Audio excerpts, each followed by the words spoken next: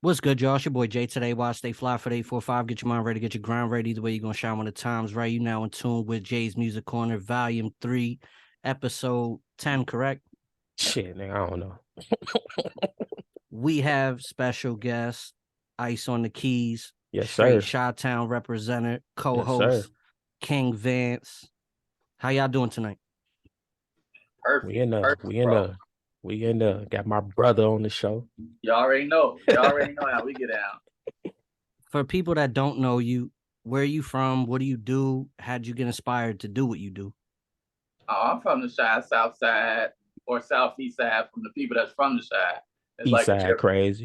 Yeah, exactly. We on east side. But born and raised in Chicago. Went to CVS with my bro Vance. After that, took up kind of like a liking into music. First just started to go to studios and learn how to engineer. But then that turned into playing too. So I was cool at the keyboard, worked at that for a little while, then started to go into the professional world. So now touring, playing for big celebrity artists. So it just all came from a love of music. So I just like to listen to it. But then once I like learned one or two songs, I was like, damn, like the song that you actually listening to, you can play. That was it for me, bro. That was it. Right.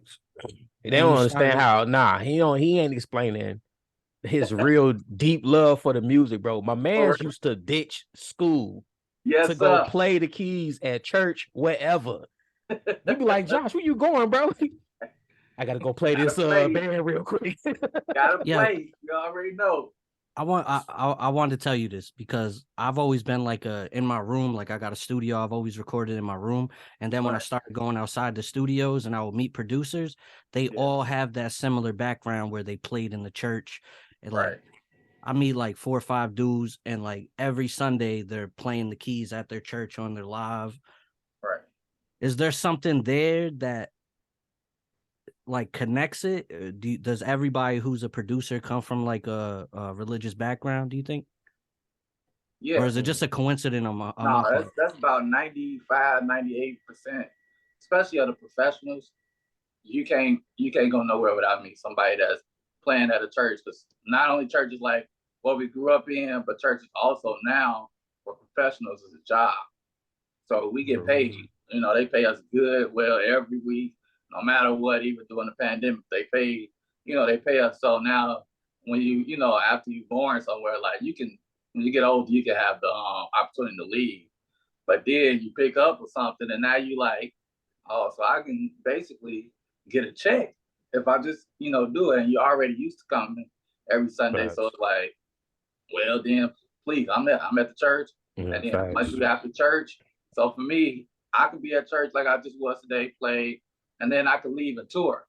And as long as I could tell the tour manager, I just need my flight to be back Sunday morning at this time, so I can get back to my church and play, make my money, and all that stuff. So As That's someone who what's up. always aspired to go on tour, I feel like that is more of a symbol of success than anything. It's not the views. it To is. me, success has always been able to go on tours.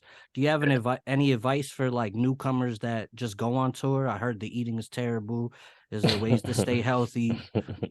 Yeah, no, it's that you will definitely gain weight on the first tour. Like your second and third tour, you start to get used to it, but first tour because of how travel is, you can start learning that you will become a family. So one can't just go out and eat. When one go out to eat, we all got to pick a mutual spot and say, okay, we got to go here. So most times it's not healthy food. And then touring, I'll say just prepare for the small stuff like the easiest part is the stage and performing. The hardest part is, when one person, oh man, I forgot my ID or I forgot my keys, and you don't realize how much that hits you until you on time limits. Now you got time for anything, and then you like on your way to the venue, and they always that one person. Your Dog, first tour, did you pack heavy or you pack light? Did you bring too I packed much, too heavy. little? I packed heavy the first one. The second one I packed light. Second one I was already done. I didn't even want to go on that one, but second one I was like, man, I ain't taking all this because you so geek, you taking bag, Yeah, and you then you taking realize you're the everything. only one carrying that. So now you like, hey man, I'm tired of carrying all this. So second tour, I definitely was like, no, I don't need that. I don't need that. We just going here and there. So Yeah, that's what's up, man. I From was what I've telling him seen, you had oh, came in sorry. town a couple times. Right. For Yeah, tickets to the I was telling him like, man, I think he came twice, and both times I had to right. work. I was just like, bro, this shit dead. No, you helped us out because we was trying to figure out what we was gonna eat before the show. And when you hit up the turkey leg hut, that was the first thing everybody was like, all right, we gonna all agree to turkey leg hut. I So told you it was a wait though. that that wait, because I actually went over across the street, like me and the bass player, I think. No, me and one of the other musicians went across the street, and then the other people just waited. But they called us back, like, yo, all right, we ready. And so we ran over. We ran over, but that Yeah, fool sometimes it's tired, not bro. bad, but sometimes that wait be long, bro. Yeah, it was like 45 minutes for us, like But it's not 45 bad. minutes. That ain't So we bad. was cool. We ate, and then we went down the show. That's what's up. That's what's up. How was the traveling? Like, I see things about like 50 Cent, how 50 Cent first toured, like he would try to bully everybody. I don't really know you like that. Did you bring the shy with you everywhere you went? Did you have to learn different cities?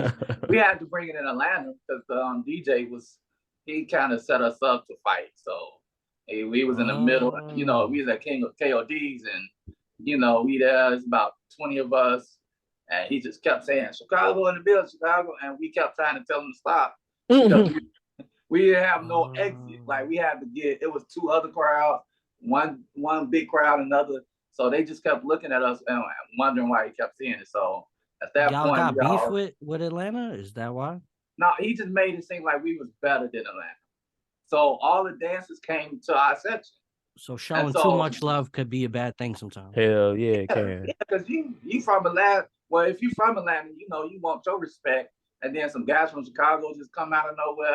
The dancers start all going to them, flocking to them. And the DJ, oh, we got Chicago in the field to shot. And so he made y'all target without knowing. Yeah, we dipped early because but think about the reputation the city got too, though. Right, so now everybody trying to prove themselves to people that's coming from a city with a reputation.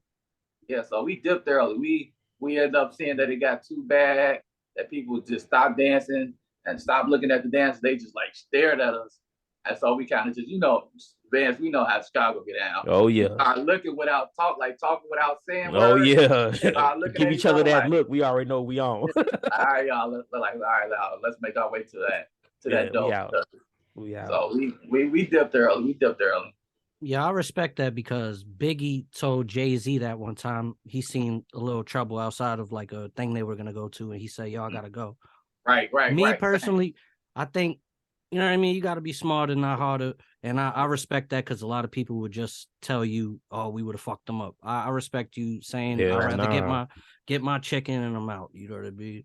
If we in the same city doing that, like if we already in Chicago, then it's a little different. Then it's like, we might throw hands if we got to, but you in a whole nother city, you automatically outnumbered.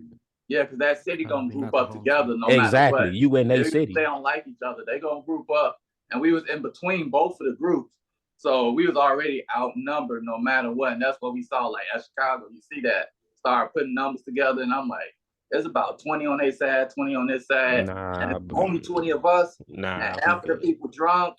So I'm like, we ain't about to get whooped. And then I just started looking at everybody like, all right, let's start getting ready to head to that dough dog. We ain't about to fight our way out of here.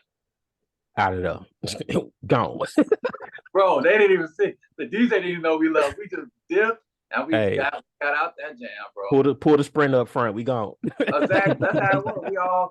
We got out and we just like, even I think one person had asked us like, y'all leaving already? We was like, yes. Was this before or after Vaughn? You said, this was Vaughn before. That should have been way before Vaughn, huh? Yeah. So that's why that was a good thing too, because it wasn't like we did have an X on our back, but it just wasn't as big as it would have been after that. So that's why I was like, yeah, we need to roll, dog. We had too much fun. They stopped dancing, they stopped enjoying themselves, and they just standing there looking at us. And I'm like, yeah, we out. What were your influences to start producing? Who was it? I'd say mostly 40. I'm a Drake fan, so it's Vance. I'm busy with Drake, dog. That dude, it's just like he ain't top your list of Jay-Z yet, did he? To be honest, I say he's not. Uh-oh. He would have. Don't do that. If that last album Don't do that. come out, then he would have that little dance club album. That was the only reason why I was like, that was the first ever album that I did not like from Drake. Every other album I was perfect. Every mixtape perfect. But when he came out with that dance album, I'm surprised you ain't like that, bro. Coming from where we come from, dance music, our shit. Well, house music is our shit. I just wanted some more Marvin's Room Drake at that point, like. Nah, so I don't want. So you're more soulful. Yeah, I am all day. So I'm like, come on, man. We the kids of Kanye. Of course, we soulful. Exactly. We want that. Like, come on, man, bring that Drake out. But I understand where he was going with it, though. Yeah. That album was okay. I actually liked it, but I'm a big fan of house music, so I actually like it. And I don't even like that many Drake albums, to be honest. If you're reading this, It's Too Late was my favorite Drake album. Yeah, and he don't even count it as an album. They counted it as a mixtape. Minus the smut on the name for the ghostwriting. I think it's a great album. Take Care was mine. When he came out with Take Care, he kind of was like, Ice, how many classics does Drake have? Too many to count. I'll give him that. Too many to count. Yeah. Which ones are classics? Yeah, Jay, don't do that. You talking about albums or just Jay? Don't do that. Don't do that. Albums. Don't do that. Yeah, I'd say So Far Gone was the first one to really come out. I'll give you that one. So Far Gone, Take Care, especially how he did his thing. What else? If you're reading this, you too late. That's kind of like, I see where he was going, but it just still wasn't a full good one. So I'll say So Far Gone, Take Care. I'll say them two right now, but single wise, like far as hits, you don't like nothing. I mean, yeah, well, it's hits. Yeah, I give him the hits. He got I'll say, but compared to albums, that would probably be hard. Like, but hits wise, he's like literally the master at that. Him, Jay, and Wayne, probably the greatest hit masters. I would say So Far Gone, Take Care, and Nothing Was the Same. That's my. Oh yeah. Nothing Was the Same was definitely on one. Yeah. Nothing Was the Same was okay. You don't like it? It was all right. Really? I'm tripping. I'm not that big of a Drake fan though, so maybe my opinion don't count. Okay. I mean, I like the singles. I just don't like his albums. Right. But if you're reading this, It's Too Late stood out to me. Like I was literally just listening to that earlier this week. See, yeah. So I love that album too. I do. That was my shit. I think after that is when he started to be like 5-6 songs on an album guy for me. Like everything didn't hit with me. Right. No, did y'all listen to the new Nas? No, man. I heard cuts. Well, I listen to my music in the car. I ain't been nowhere in the last couple of days, so I'll check them out tomorrow on my way to work. That dropped a on lot Friday. of people from fans have been crazy though. Oh yeah. So I'm definitely checking that out though. Yeah, I wanted to ask you a question from like a performance side of music, because it looks like just from your Instagram, like you do like a lot of like unplugged stuff. Like live with the. Is there like a showmanship to an artist? Do they need to do like open mics before, or are some artists could just jump into it and it's just naturally? Yeah, nice? Most artists can't because it depends on where you're from. Okay. Because if you're from Chicago, you are just like rough, so you can't really just jump into it because all you know is rough.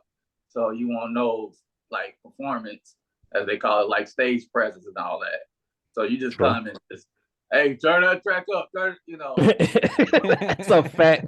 I've been to a lot of open mics, and that's exactly how they do it. Yo, y'all already know who this is. Gang. All right, come on, turn that shit. And he's like, no, you gotta listen. Don't even know, fam. You already know who it is. No, we don't know who it is. But you already know, and you got about 10 niggas behind you. So I understand. But no, if you're from LA, you're used to the stage performance. They're more so groomed for professionalism. So they'll definitely have you like, oh no, don't just say that. Like, actually, when you come out, say, hi, my name is blah, blah, blah, and plug your album. Like, tell everybody thank you for coming out. Just the smallest things, and so, yeah, it depends on where you're from. Chicago's just too rough right now. So you would say it's because like a LA or like a New York has like a deep rooted like Broadway, like they might have like some theater kind of training, like. Right. So even if you go to an open mic in LA, you go to an open mic, you're gonna get an actual show. You're gonna get dancers, singers, band.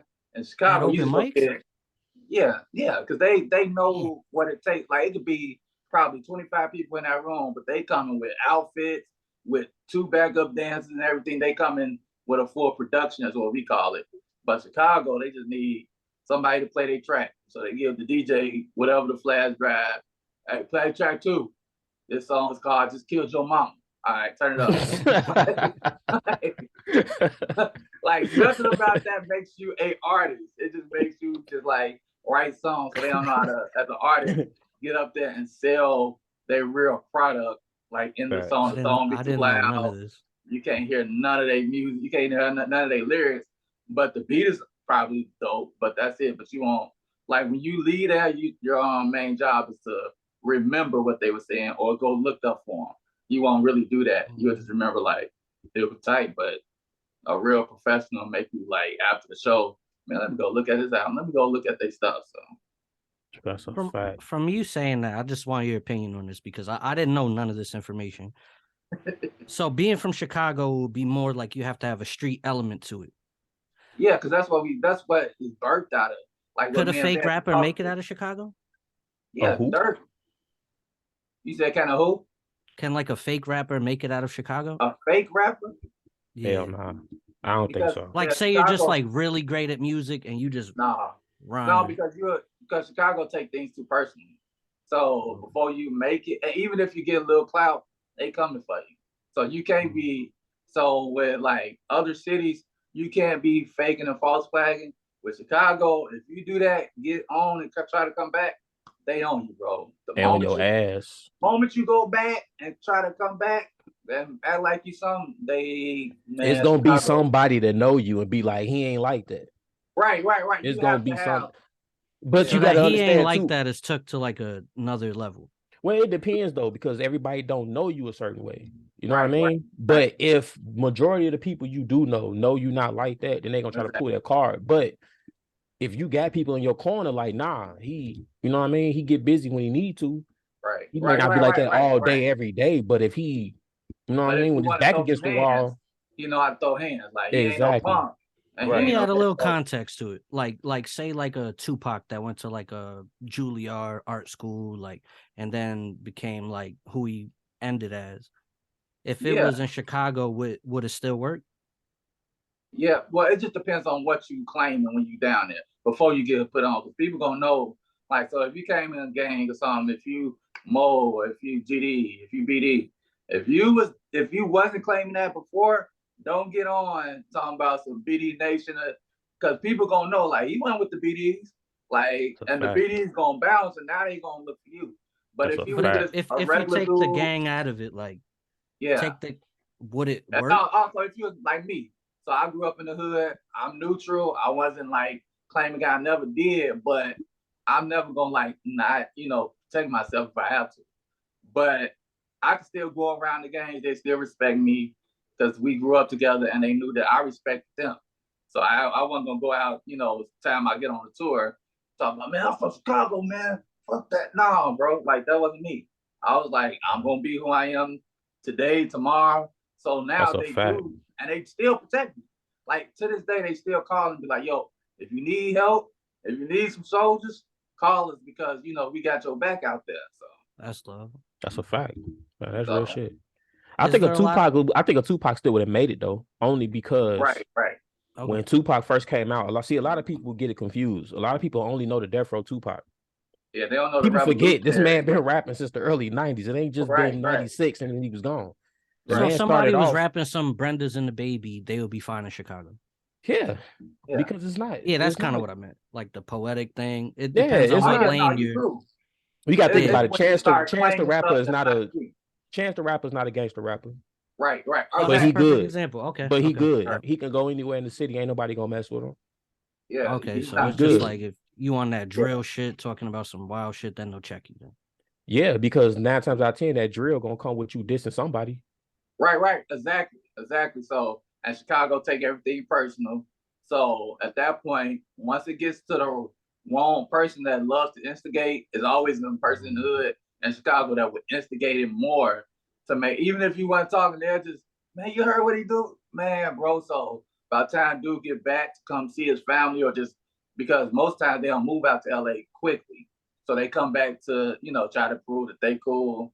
And at that point, you getting checked, because now niggas like, all right, so what up? And now now it's back to you either getting killed, beaten up, stabbed, whatever, because now you really think you that. And Chicago, we have a way of, saying if you're real or fake. And if you fake, that's a fact. We don't want to hear, bro. That's a fact. I seen Lil Durk just said that he's gonna stop rapping about the deceased. Is the city moving in a good direction? Hell no. It's too crazy out here, bro. It's too crazy out. Even though he'll stop rapping about it. But if you hear the local rap in Chicago right now, that's all it is, bro. It's all about chilling, all that. It's just everything now. But I understand it, because that's just where we at right now with Chicago. It's getting worse, and it's easy for kids now to, kill more. Like, even though we was like doing bad, we was like fighting more. But now you got 11 and 10-year-olds out here with them drums, boy. Definitely come up and shoot you. Won't think twice about it. Like 11 and 10, we was out in the backyard, playing with the water hose. Water. Yeah, I get it. Like, we didn't start that until like later, but now they 11 and 10 walking down the street like with it on them and like, yo, what up? So, and you can't even be mad at them either, because it's just the way shit is. Yeah, survival mode out here, man. That shit crazy. I don't believe Durk though. I don't. He said that before. He said that before. I didn't believe it either. He said that before. And Durk is real good at sneak dissing. If you don't know who the other side is, which a lot of people don't, because they're not as known as all the BD rappers that made it, and a few of the Stone rappers that made it, but it's a lot of GD rappers, and that's real popular in the city. Yeah, but they don't get that national love. So we know, and me being from Chicago, I keep in touch with all the rappers that come up and whatever. So I be knowing. So when Durk be saying little stuff, I catch it. And I'd be like, he always say he gonna stop doing this, he gonna stop doing that. But if you don't understand what he's saying, you think he stopped, but he ain't stopped. Yeah, no, yeah. If you listen to me, he still throws some shots out there. Oh yeah. So like, hold on, I don't mean to cut you up. So like how I play the homies from the area. Yeah. Lil Durk will diss like people like that, but from y'all neighborhood. Yeah, because you know more personally, and not like a personal diss, like, oh, you like I'm about to make a song about Vance, but it's just it's just basically. I don't think it's present. I think it's probably in his past. Like, now you get in the studio, you can get certain things off your chest that you can't get, like on a regular moment. So you like sitting there writing, and yeah, certain days you like, man, I'm just gonna say this and just put it out there. And then people do take it, and from Chicago, we sit there and listen to it. And then we instigate it, and then we, that builds up that anger. So by the time Durk get back, it's like, now everybody like, yo, they either warn him and Durk is good for having these guys around him, because you can't really survive. He moves. No, he moves very well when he hit the city. Right. Because you won't even know he in the city until he already gone. Exactly. Because now he just shot a whole music video and everything, and he gone already. Yeah, you gotta, it's about this, if you're from Chicago, you get caught. Time you get out that airport, out that O'Hare, you on target.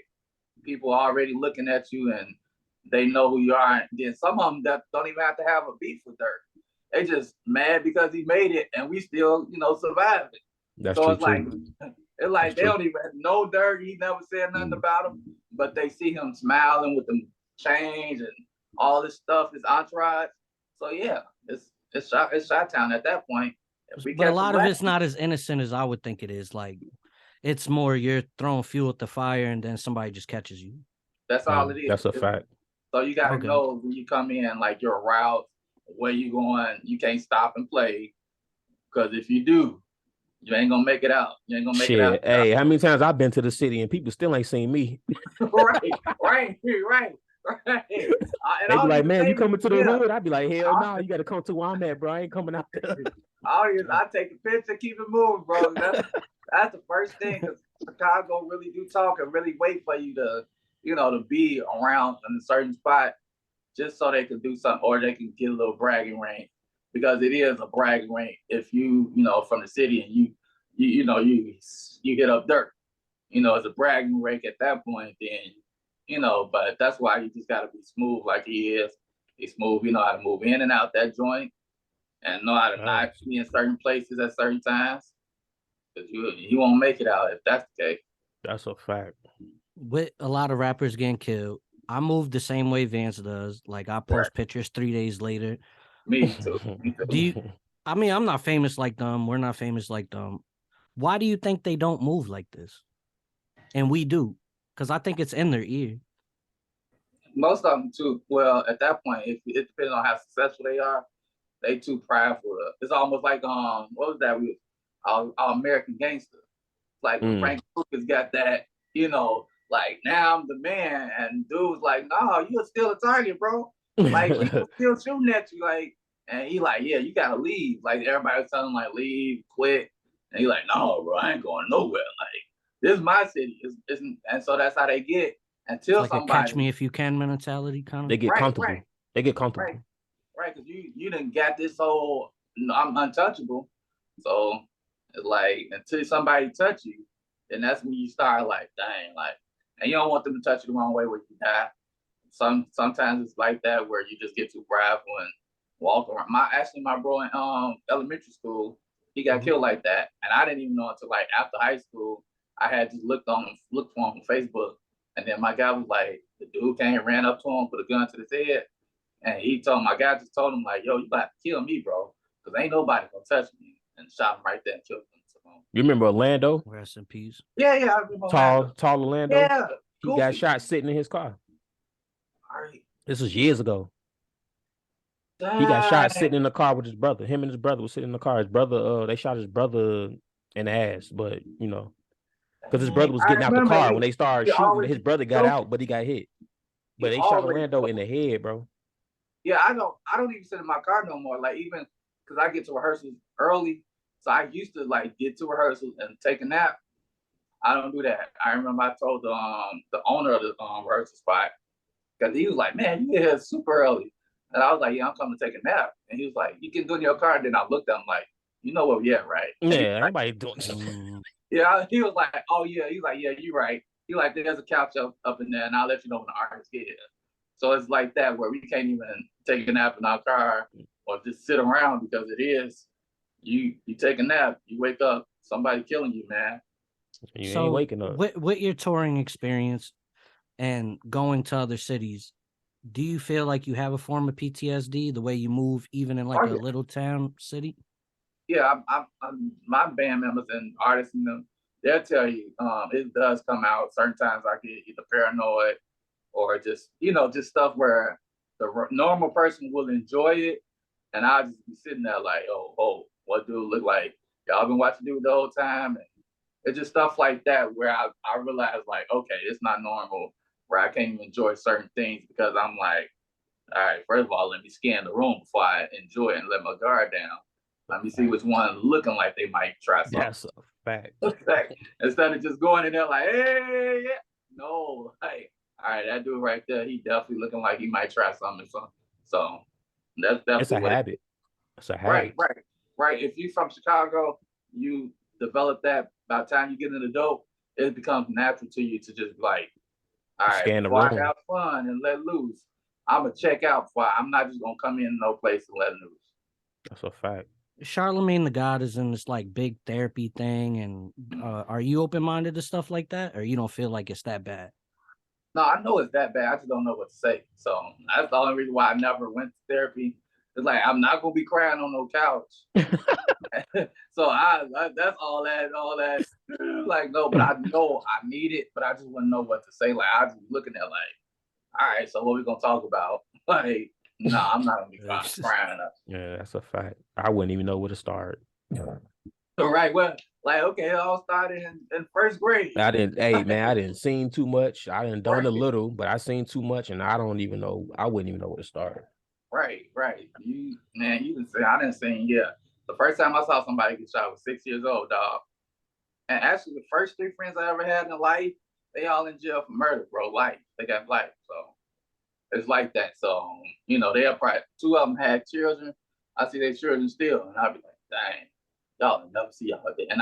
And it's bad because they look like the kid version that they did. They always look like the Pop, bro.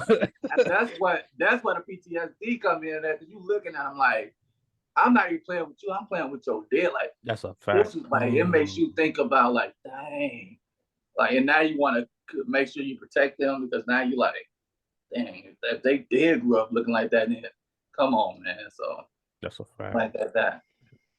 Y'all want to get into the first video of the night? Yeah, what's up? Let's get to it. Who we got? Let's see. I picked randoms today. You always pick randoms. Oh nah, it ain't a plug for John Wick. We got Corey Guns, kind of a Bronx legend. We got David Bars, which is an up and coming artist. Well, yeah, still up and coming. With that name, he better have some bars. I'm bad. I know both of them. I don't know them, but I've heard of both of them. 7,000 views. Let's get into it. We got Ice on the keys. King Vance. Shout out to Chi-Town, Jay's Music Corner. Let's get into it. Corey Guns, David Bars, Identical.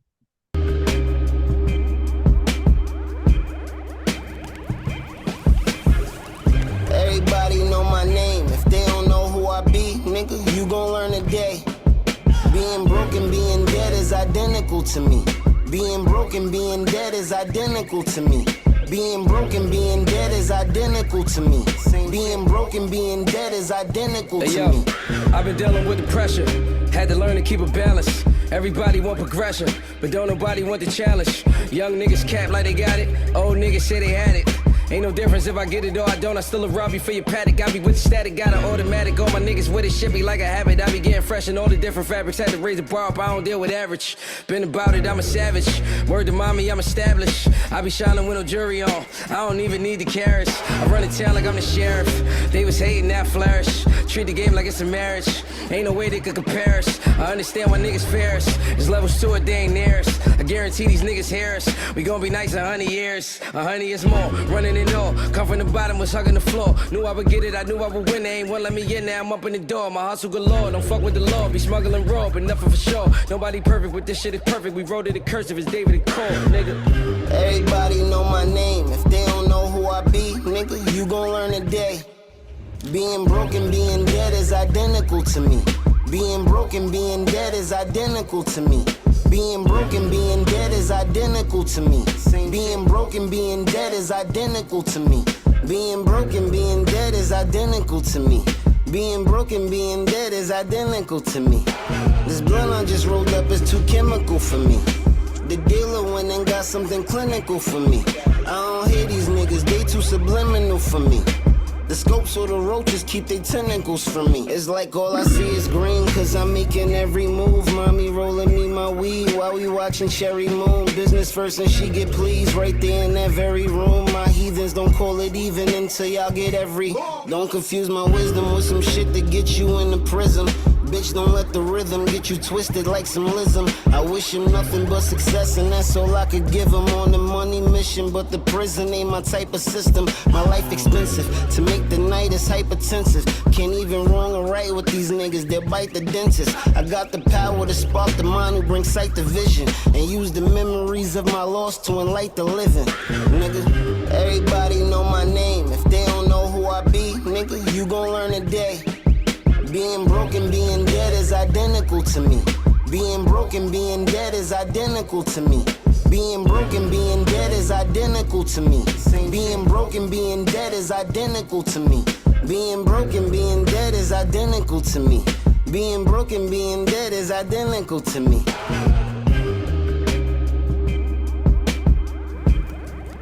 Once again, it's Jay's Music Corner, Volume 3, Episode 10. We got your boy, King Vance, in the building, and Ice on the keys.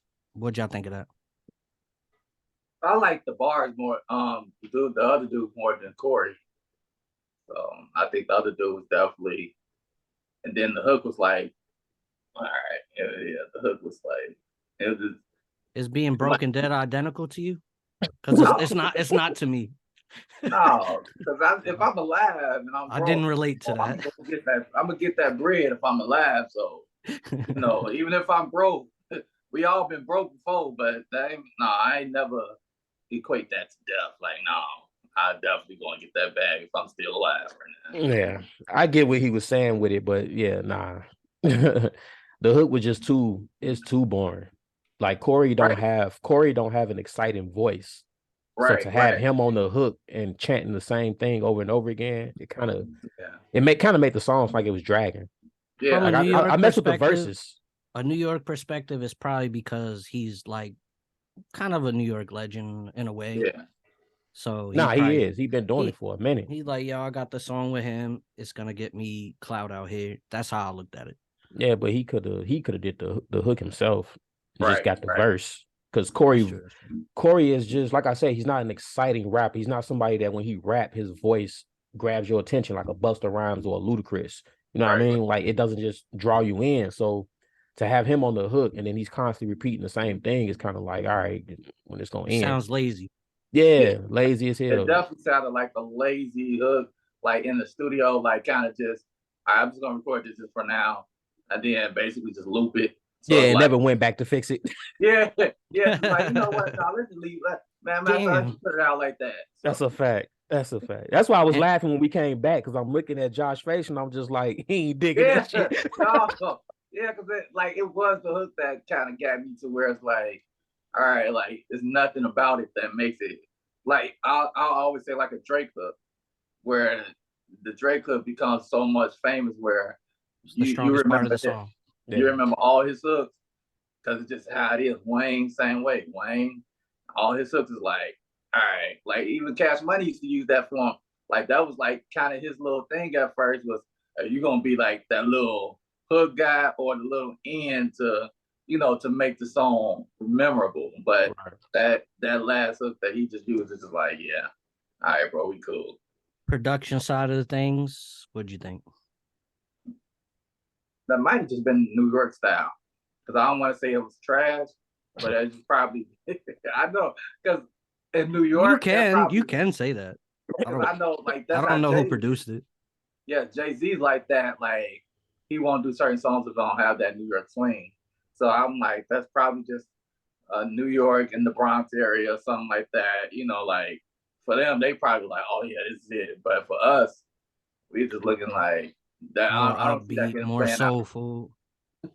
Right, something that's like we probably a little bit more harder to please, because we just be like, oh no, bro, turn that off. Like no, so. If we was in the car, you would have told me to turn it off. If I had the aux in your car and I played it. Oh yeah, I would have at least. To be honest, I would have let you play. Depending on if we was cool, then yeah, I would have been like, bro, man, come on, man. Like, but if I didn't know you, was like, let me just.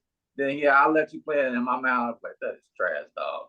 That's not a song that I'll go back to, like and be like, yeah, play that again. So, did David have bars? Yeah, no, I thought Dave was cool. Yeah, he was bar. He had a couple of them that I was like, oh, okay, I got that one. Like that's really nice. It seemed like Corey just rapping, just like he's just rapping. He's not really trying to really do anything. It's almost like like Vance said, it's like he's lazy right now at what he's doing because of how he fell off. So it's like now it's just because that's the reason why he fell off. Right. It's like now, you was up there, but now you fell off, and now everything you do is late. Yeah, right. Like what else? He was doing this. He was doing his thing, and he had the ultimate cosign from Wayne. So it's like, bro, what happened? And his pops too, Peter. Yeah, right. But at least his dad got that one song that everybody know him from. Corey don't have that one song that he can constantly go on a road and perform, and the world knows, except for 6 foot, 7 foot. That don't count. That's not his song. Yeah, because I said the wrong one. My bad. Now you have to do features. We're all big fans of Corey Guns.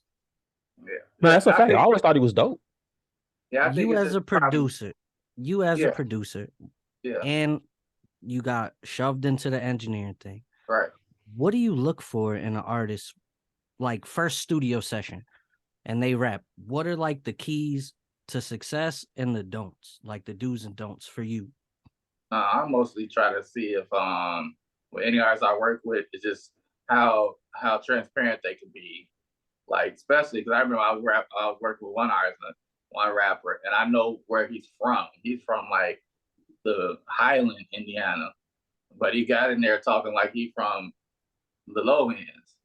So I let him do the session and stuff, and the next day we had a session that whole week. So the next day I was like, dog, scratch that, bro. You don't like make something that's about you. You don't know what it is to be shot at or to all this stuff that you rapping about. It sounds good, but you're going back to niceness. Like these people that's trying to listen to you, they're not going back to nice. They're going back to the hood, which makes them more angry at you for trying to be something that you're not. So most times, like, if you can rap about who you are, what you are now, or what you becoming, or what something like that, or even just be true to your past, then perfect. But if you're going in there like, like, come on now, you ain't. I hate when rappers rap rich and they not rich. Like, hey, come on, dog. Like, you ain't rich. Like, they'll be rapping rich. That's the thing, they'll be like, hey, bro, I ain't got money to pay for the studio session. Like, I hear that a lot. That's a double-edged sword. Right. I was gonna say, me and Vance talk about this. We think rappers are fake. If you rich, but you're trying to portray this gangster image, right? Your car, like I said, based on Chicago, your car to get pulled real quick because somebody's gonna know you and be like, yo, he ain't never lived that. Exactly. But let's say, like what Jay was saying, let's say if you come from, I ain't gonna say you come from it, but let's say like now, I'll just use myself as an example then. Right now, where I'm at right now, the house, my backyard is a golf course. Right. But we're talking to somebody that I went to high school with, know the neighborhood I lived in. Exactly. And dropped me off at home a few times in his own whip. So he know I don't come from a house like this with a golf course in my backyard. Right. So if I was to rap about how I came up, not where I'm currently at, but how I came up, then I got people, not only, Josh, but I got multiple people that could be like, okay, now Vance, exactly. He really lived over here. He really seen this, and he might have done a little bit of this, but he's been there. But if I don't have nobody to validate that I once came from the hood, and you just looking at where I live now, then it can come into like, okay, he perpetrating the hood life because he's trying to get the hood people to, listen to his music. So it's kind of like you kind of got to understand what you're doing. Like homie that live in Highland, if he ain't never came from that type of background, then you should not be rapping about that. Exactly. Yeah, that's why I was like, I had to warn him. And we done the session at 35th Street Studio. And people would take that personal because it's like we know it's like to be shot at. Right. Because now you come in to their hood to do whatever you do, and now that's personal. That makes me angry because you're not in this struggle like we are. Like you don't know what it's like to put oven on just for heat. Like what we used to do and stuff like that. Open that door up, turn that motherfucker off. Bro, it could have killed our ass. The radiators ain't coming on. I'm telling you, dog. Like I used to hate the radiators, boy. I used to burn the shit out of my damn legs. Bro, that used to come on. Here's a question: differentiating from living in poverty to the gangster shit. Right. Is there a difference when that's a bad question. I want to ask y'all because we always said that rappers were exaggerated and fake. So you're just saying like a rich suburban kid perpetrating everything, the killer life, the poverty life. What if somebody's from poverty and they have gun lines like J. Cole or a Drake? No, you can have that, but if you're trying to act like that's who you are, like, and that's what you did or doing now, then that's where it becomes like, all right, that's not you. But if you really have been in poverty, then most times too, you know the seriousness of it. So even though we laughing and joking, we still know the seriousness of what poverty like. Right now, I'm sitting in a 3-bedroom house that I bought, but I still know what it's like if I lost this boy, or even before I had this, I know what it's like to not have stuff, or I know what it's like to like eat some peanut butter and jelly sandwiches. Yeah, that's a fact. I still eat them. Right. I ate them the other week, so it's that free lunch shit. Rap about it, but when you start after the music, you trying to go back to that like as a regular lifestyle, acting like that. Vance, he's not about to act like that. If he come out here, like he's not about to act like he's in poverty, or he's a thug. Just like I won't act like that. Like when I'm on tour, you're not gonna know I was in poverty. Or I was in. You're not gonna That's know. a fact. So what if you make the music, but you go outside and act like your regular self?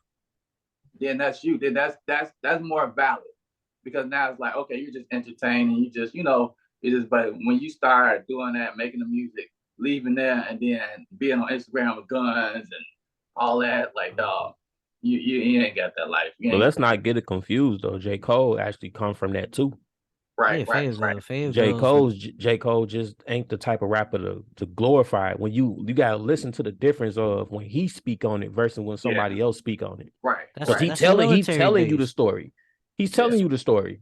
It's a military. I know this guy who did this. I know the guy that did that. I was around this and that and third, but he's not bragging on it like he's trying to say I'm the toughest nigga in the world.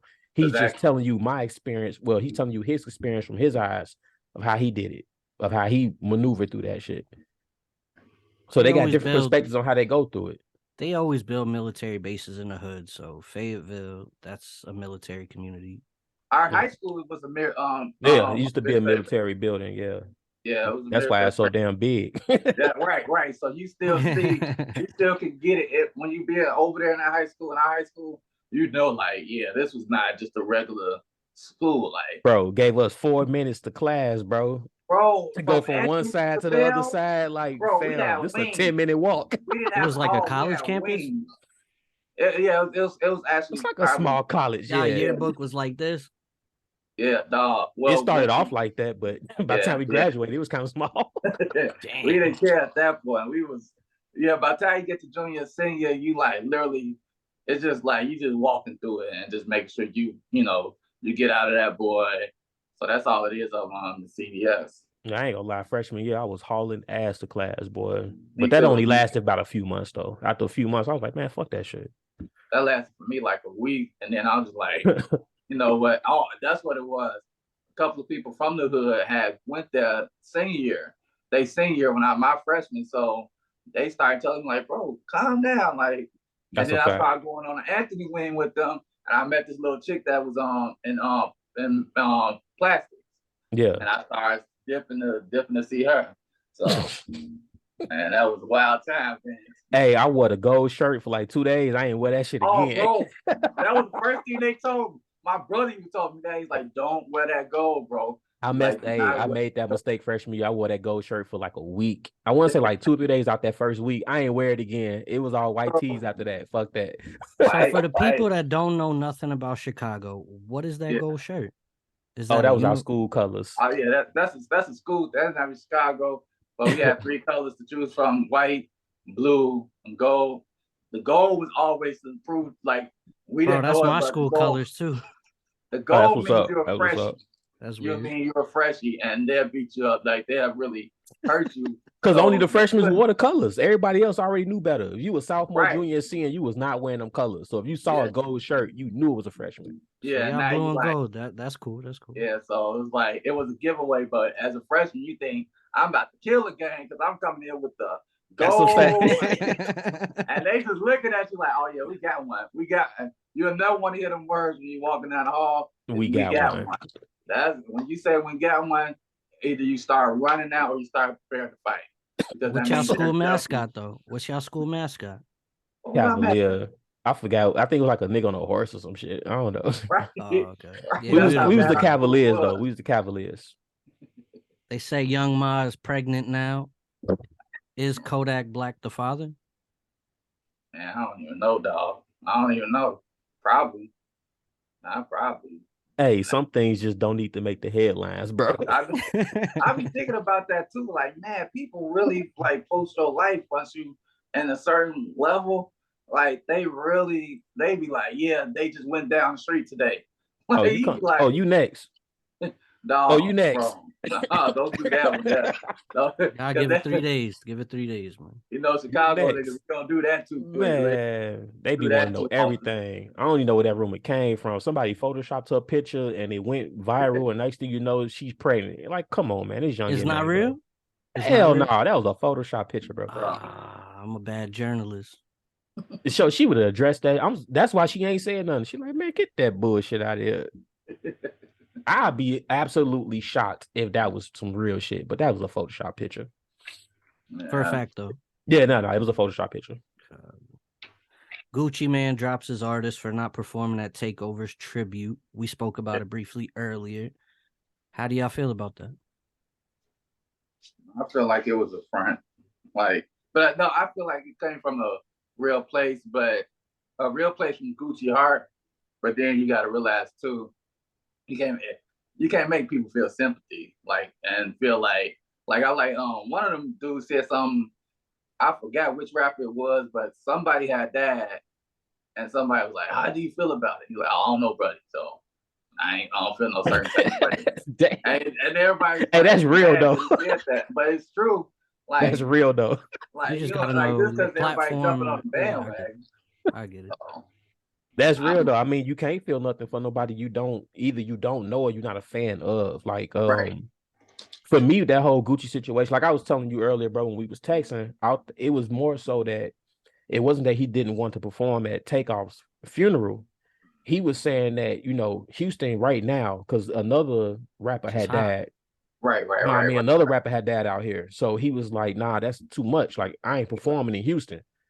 Yeah. But you got to look at the sensitivity right now. Right now ain't the time to say what you ain't going to do. Right now, we mourning the loss of a life.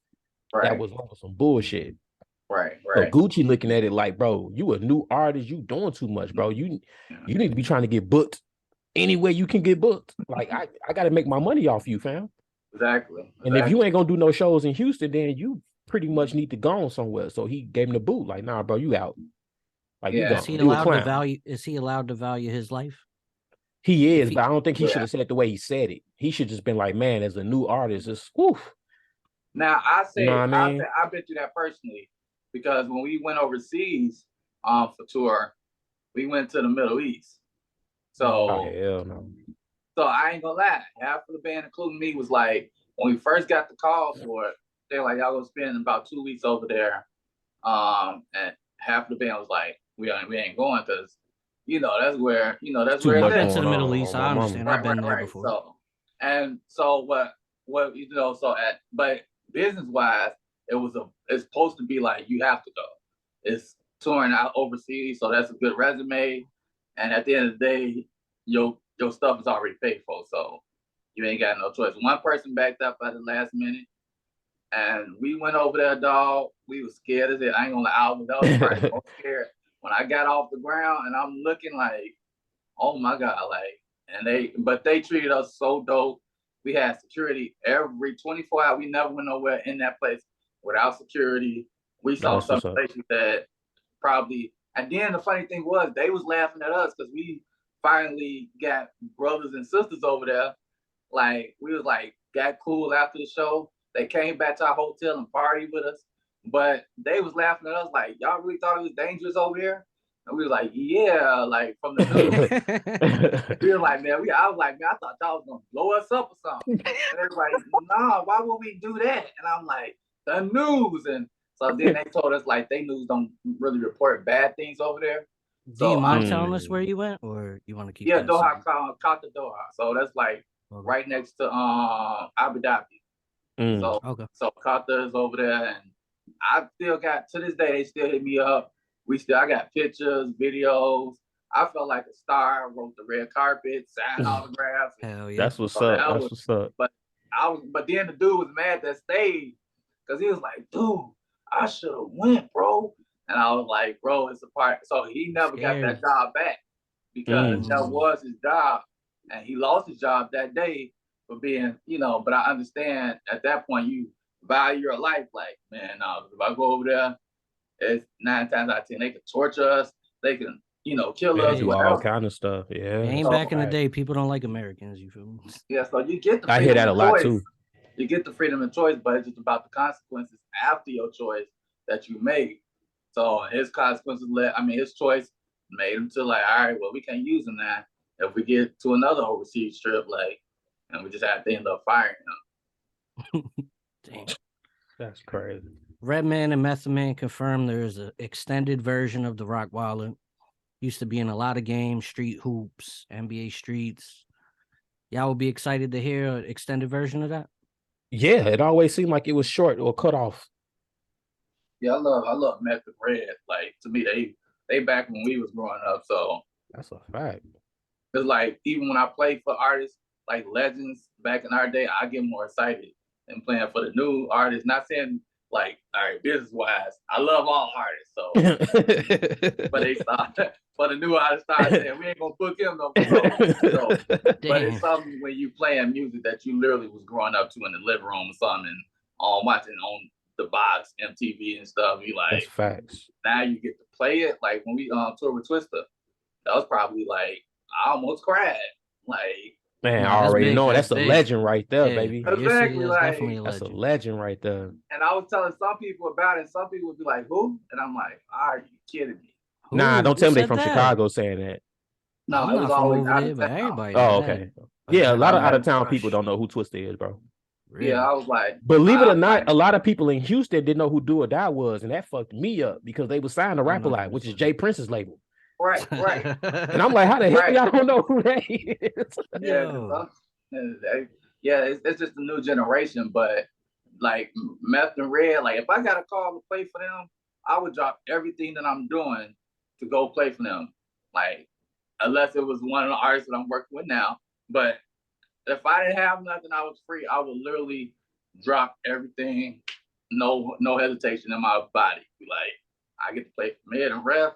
Oh yeah, that's Are you allowed to tell us who you worked with in the past? Yeah, so I'll tell you all the tours that we was on or that we worked for ourselves. Cameron, I actually Alante and was there that day. They came through. That's what's up. In the crowd, I'm like, that's what's up. Shout out Alante. Wyclef John. Legend. Yeah, Wyclef John. Who else? This is Twista. We did one little Do or Die thing. Sound like you got all legends, bro. You got lucky. Seriously, it's a blessing though. But it was for me. It was more so like I'm here, like especially chilling out in the green room or just like chopping it up with them. Like it's on Facebook now. What is that sound check like? Oh, it's always good. It's always. I thought about Vance because we did Lupe Fiasco, and I thought about Vance. Like Vance will love this right now. Oh yeah, Lupe was my guy, dog. The sound check is really like that becomes back to regular work in your mind, even if they're not there. Most time artists are not there. They don't just you don't see them today till it's time to go. Yeah. So you don't never see them. So the big artists don't really practice. They already got their 10,000 hours. Right. So unless it's their own tour. Now, if it's their own tour and they're not like having no more openers, nothing. But most times they ain't about to be doing sound check and rehearsals. They'll do like 1 or 2 rehearsals with you and just like, all right, we got the music. All right, cool. And then that's it. But they're not about to stay there all day, all night, be at sound check. You barely don't even see them until them lights go off. And that's the, so. Now we almost had No Limit reunion tour when they done a reunion tour, but they ended up canceling because of COVID. Yeah, I wanted to go to that when they came to Houston, but yeah, so we were supposed to get that one, and his manager, shout out to the manager, was like, all right, send P the 2 songs or whatever. So he had us do 2 songs. We had everything ready. That's got close to that day, and they was like, yeah, we still gonna have it. And then out of nowhere, man, they canceled it, and I was like, well, that's it. But I would have been super excited to. I just wanted to play Make It Say like with Master P live. That's all I wanted to play. Like, that would have been nasty, boy. Bro, I still got the video of us playing in the rehearsal that we sent to him, and man, I was like, if that would have been a moment I probably never forget. Like being on stage and playing that, and actually being there when the video was released and stuff, like what we saw. That sounds fire. Y'all ready to get in this next video? Yeah. Oh man, who we got now? Who is it now? Boat. Not these guys again. Nah. Once again, it's Jay's Music Corner, Volume 3, Episode 10. We got a returning guy, Boldy James and Future Wave. Shout out to Detroit. Shout out to King Vance. Shout out to Ice on the keys. Yes, sir. We got 2,100 bags. How many views it got? 900. Came out 2 days ago. Let's get into it. Boldy James. You told me shit. Hey, straight from the block. Bodie, get back on that one shit. Over the top. Dorm tell me balance outfit. These six ain't props. We'll really do that offset between you and I. It's been loyalty over respect. Straight from the block. Bodie, get back on that one shit. Over the top. Dorm tell me balance outfit. These sticks ain't props. We'll really do that offset between you and I. It's been loyalty over respect. Let's get it. It's 22-7. Fully blue present. Finally touched his first 20K. Whoop-de-doo peasant. 52 blocks. This shit was too precious. 32 shots, keep one up top. These niggas too jealous. Probably see me in a couple flicks with a few fellas, or with a couple of my amigos down in New Galles. Don't make me cut the movie short, roll a few credits. Give them the double R rated, cut a new edit. Somebody pray over the food, no matter who bless it. Remember beefing with them fools from the duplex. This shit that came outside with his stick and level 2 vests. Now it's great at great Sunday school since hey, the straight from the block. Bodie, get back on that one shit. Over the top. Dorms help me balance outfit. These sticks ain't props. We'll really do that offset between you and I. It's been loyalty over respect. Straight from the block. Bodie, get back on that one shit. Over the top. Dorms help me balance outfit. These sticks ain't props. We'll really do that offset between you and I. It's been loyalty over respect. I'm churning butter, turning 1 or 2, then burning rubber. Up the block, serving hover rocks. I'm known for working wonders and talking step for step, but we shoot like the Curry brothers. Gang time, mafia, what else? I got his jersey number 2100 227. We some overlords, make a nigga walk the plane, but on to take shit overboard. 2-stepping on the blow, but still got on Dior's. All the real trappers always welcome me with open doors. Shooting trips on the strip, I be hopping trays. Cartier stamp on the bricks, we be rocking yes. The teacher asked when I'ma be when I quit bed. I told that bitch when I grow up, I'll probably be the straight from the block. Bodie, get back on that one shit. Over the top. Dorms help me balance outfit. These sticks ain't props. We'll really do that offset between you and I. It's been loyalty over respect. Straight from the block. Bodie, get back on that one shit. Over the top. Dorms help me balance outfit. These sticks ain't props. We'll really do that offset between you and I. It's been loyalty over respect.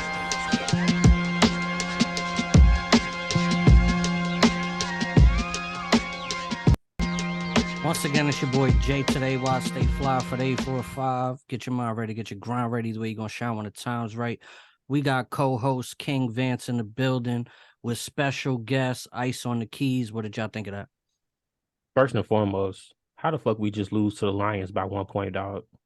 We lost? Yeah, by 1 damn point. Shout to out the Detroit. Lions.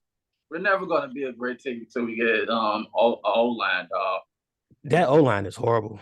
I ain't even watched the game, and I just know they fucked up. They're like, they just be like, oh, there you go. Like, hey, go ahead and touch me right there, bro. Giants winning by 4. Shout out to us.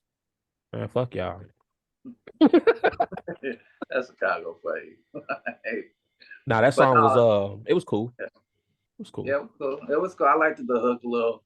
I liked it too that they kept it. You could tell they from where they from. Like they had tried to go 50 different places in the video. Like they definitely stayed at the gas station and at the basketball park. Like that was it. It just recorded a couple of cars going by. But I was like, oh yeah, they from like whatever they recorded at, that's their regular hood. Like they was not. Most people do try to over expensive and be in 50 different scenes and all that. They was like, nah, we gonna post up right here. You think simplicity is key then? Yeah, go to the court. My man said they stay at the gas station. he got like 10 videos at the gas station. I went to go put 30 on pump 5 and stayed there and said, fuck it, we're gonna shoot the video right here. Exactly. On the fly. Got an idea like, hey, bro, don't nobody be here like at 10 or 11 at night, man. So, matter of fact, call dude, tell him to bring his camera, bro. We're shooting it right here, bro. Let's just get it out the way. Yeah. Nah, the song was dope, though. I fucks with it. I don't really listen to Buddy like that, though, but the 2 songs I heard from on the show, and I think I heard like a few more just going through YouTube. Dude, pretty dope. I fucks with him. Yeah, he signed with Griselda, but he been putting in footwork for like since 2008. Yeah, he been popular for a minute. His Is name there been out there is for a there a minute. rivalry between Detroit and Chicago? I don't think so. Yeah, I don't think so. Really. Not on our end. No, he ain't rivaling with Detroit like that. No. Yeah, I thought that was like a tri-state thing. Maybe my geography's wrong. Yeah, right now Chicago ain't even rivaling with nobody. We like rivaling. We always been on ourselves. Yeah, we like with each other. Like everything. Like the moment you step in, like you can step across the street, and now you in the rival game.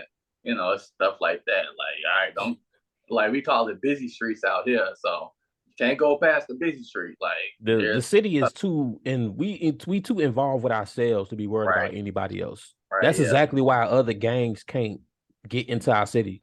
We ain't got Bloods, we ain't got Crips, we ain't got none of that. Like if you didn't originate here, you ain't in deep rooted stuff. We so busy into it with ourselves that outside shit, it don't even get a chance to get in. Yeah, so we don't give a shit about nothing. Yeah, never hear nobody around here talking about I'm blood. You like, no. Yeah.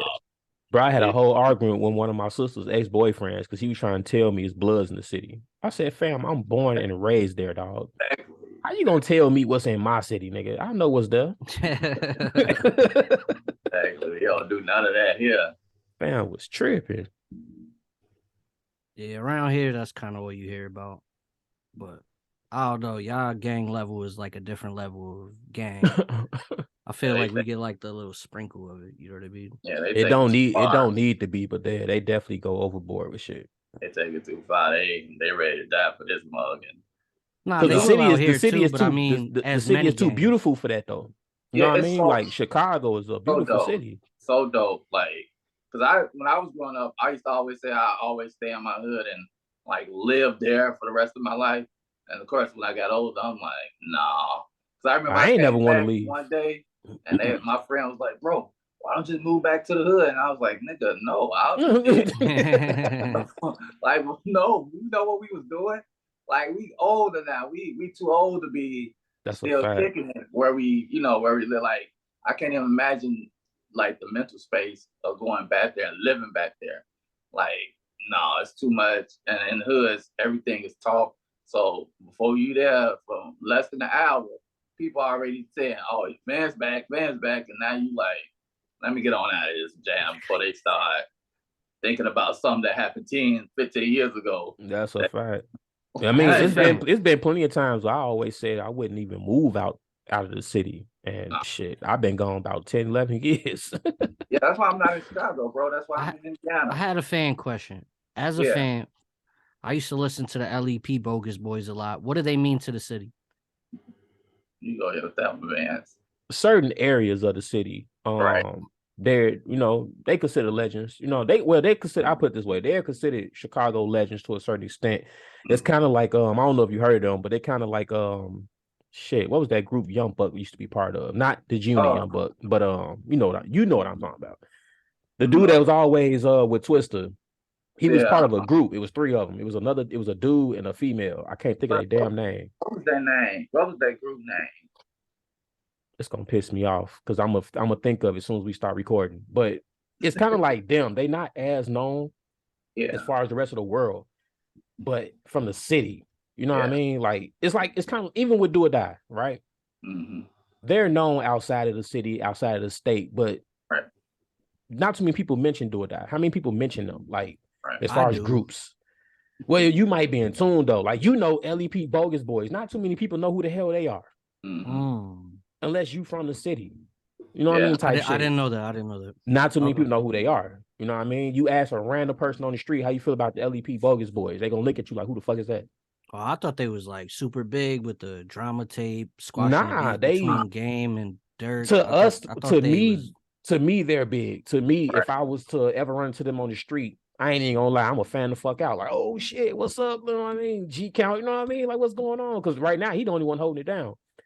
The other homie, I think I don't think he rap no more. Like, I think Buddy just on some other shit. I know G Count still doing his thing, but so for the city, especially in their respective areas, of course they big. You know what I mean? They is who they is, but outside of that, the South Side or not? Low end, I want to say. Mm-hmm. I want to say low end. I could be wrong, so don't quote me, but I want to say low end. Drake has seemingly confirmed his rumored $500 million deal. But who? I don't know. Who the fuck gave him a $500 million deal? He hinted towards it. Do you see Drake having a run for the next decade? Yeah. Possibly. Yeah. But with who though? I need to know. I need to understand the deal. Is it music? Yeah. I don't think it's like related as in. I think it's probably more of a partnership deal because right now he got it all and he basically get whatever he wants without nobody help right now.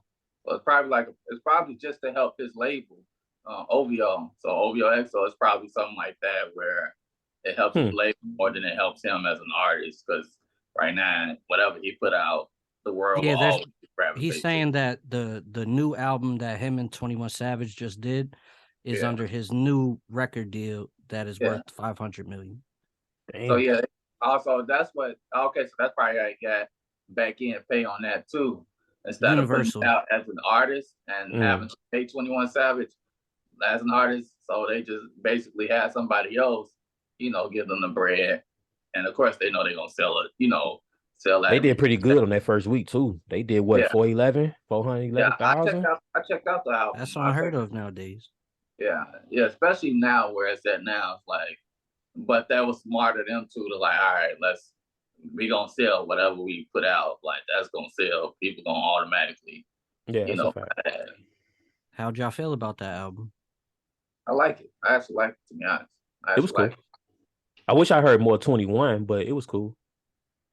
I was mad he played me with that timestamp record. Everybody felt played. And then when I heard but you know what? In the back of my mind, I was laughing because everybody when they first released the I clicked on that first. The song when they first released the track list, right. everybody was like, "Oh shit, the timestamp is back," and I'm just like, I was thinking in the back of my head like, "Damn, it would be funny, but it would be raw as fuck if 21 did one instead of Drake." Right. I'm not gonna lie. So when I heard it and I realized it was 21, I was like, I thought about that shit. I said it would be raw as hell if it was 21. Because it would play you're doing a collab album. So it's only right if y'all play on each other's song titles and what y'all do. It only makes sense to me. That's just common sense. So that's my mind went straight to that. Like, damn, what if that's 21 and not Drake? Yeah.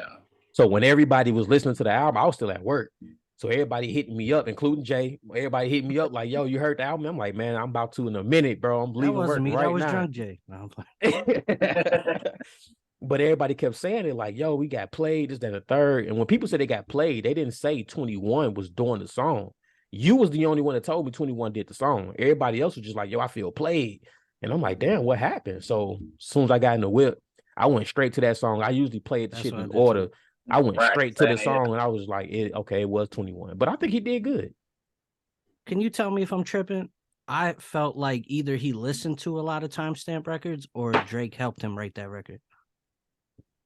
Nah, I think Drake probably told him like, "Yo, if he haven't already heard the timestamp records that Drake did, I think Drake probably was like, "Yo, this is what I usually do. And this is why I call it. And this is why I named it that torch, son. It's hard to carry that torch." But I mean, he did good. I feel like it's really just based off his own experience from his neighborhood. And that timestamp might just be him at that time writing how he felt about where he came from, which is what Drake usually do. Yeah, that's Drake's style though. That's one thing that kind of set him apart from a lot of rappers because he really don't be trying to be like crazy. He literally just rap about either where he came from or who he was with back in the day, which is super dope. So that's probably why he do got that much success. Hey, what you saying that though, bro? Of him rapping about just the things he been through or whatever, and how he feel at the moment. I want to ask y'all, how did it feel like a big deal to y'all? Because it seemed like social media and even the young lady, I'm gonna say her name, but even the young lady kind of took it away. Was it a big deal to y'all that he name dropped SZA as an ex? For me, I love SZA, bro. Not so I was just hurt that she cheated on me, but other than that, it wasn't like it was just like, dang, bro, like, man, I hope that ain't true. I just didn't understand because it ain't like he dissed her. No, You know? I mean, but it was just like a subtle drop. Like, yeah, I used to date such and such type of shit. You know what I mean? But they was mad when he dropped Drake, man. He did that to Rihanna one time. Yeah, he called her Robin. Called her ass Robin. He made it personal.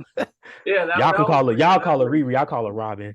That's when he was like, I was like, dang, bro. Like now Chris Brown about to come at that dude. Like, but that's Drake though. The way he be doing it, it makes you even like it. Like I'll never forget that time he made that diss track with Meek about Meek Mills, and I remember they was at that award show and the DJ just played one verse of it, but he stopped. Is that the one for the Grammy? The one that he got nominated for a Grammy? Yeah. Back to back. Yeah. The DJ stopped and the BET Awards was live and they played and the crowd sung the whole song. And the whole, I forgot who was the host, but she was trying to stop and then the cameraman point, like literally zoomed in on Rick Ross and he was just sitting there like he was the only one. But hey, the cameraman be petty as hell. I was like, that is you that good? Well, this song became a #1 hit. And then now you had like when he done that at the awards and the DJ just stopped it and they sung the whole song. I would never forget that. I was like, that's a different kind of diss. I'm not gonna lie though, that song was all hype. Cause I heard it a couple of weeks ago. I had just let my it didn't have no replay value for you? Whatever, hell no. What I was letting something play. I forgot what I was on. I think it was on Apple Music, and I was letting the playlist just go, and the song came on. Mm-hmm. And for like the first 2-3 seconds, I was a little hyped because I'm like, damn, I ain't heard this in a minute. And I'm listening to it, I'm rapping along to it, and I'm just like, this song wasn't all that. I think it was just the hype. Like I think the hype around it was just like, because nobody expected Drake to really come at somebody, especially a Meek Mill. No, not like that. I like yeah. So it was like the things he said was like so basic but funny. It's shit that everybody was already saying. You know what I mean? Like he turned. She said, "You said we better as friends." Yeah, you know what I mean? Like it was just shit like that. You be like, yo, he kind of, bro. Yeah, but the song overall didn't have no replay value for me. I was just like, yo, this song really. I won't lie, I don't listen to it. Yeah, I loved it. I loved that he finally said something and he finally was like, all right, and then he like funny. Made it more intentionally, like this is the first time he wasn't ducking it. He was like, "No, I'm coming for you, me." Like, and I'm about to put Nicki in it. Like, I love what he was like, you on a world tour. Like, your girl told you to open up. This is a world tour or a girls tour. Bro, listen, I put it like this. Like, dang. I think Meek Mill response record was better. I didn't like the only reason why the response record didn't pop the way it should have is because he took too long to respond. The internet had already killed him. Oh before. Yeah, he did. He had already been trashed. Nobody wanted to hear shit. So when he dropped it, we were just like, "Oh, nigga, shut the fuck up. You lost. It's already over." So but if you go back and listen to what he's saying, though, it's like, nah. If he'd have dropped it, like when Drake dropped Back to Back, if Meek Mill would have dropped that song maybe 1 or 2 days after, he probably would have had a little bit more life and probably would have been like, oh shit. Yeah, now we in the mix. But he waited too long and the internet killed him. Yeah, Drake said he planned that out like he knew. Of course he did. Had to do a day to day, like right that, and then the next day right there. Bro. He knew Meek wasn't going, because first he started off with Charge Up. That was subtle. But then the next day, out of nowhere, and then he had the video for it. I was like, oh. Not only that, nigga, the Jays played the Phillies. Right. I'm like, that boy killed him. That boy Drake is calculated in his moves, bro. They baseball teams went at it. He thought, and that's when I was like, okay, he won. And honestly, Meek Mill couldn't just make like something that quick unless he was just in the studio. So I know Meek probably was just chilling. And then when that back here, he's like, all right, now I really got to come up with something quick. But what really messed him up was I seen an interview with Drake, and even Drake admitted it, that he was confused. He was like, how you coming at me and you ain't got nothing prepared? Right. That's why Drake was so prepared, because he felt like, okay, he coming for me. He must got something. Yeah.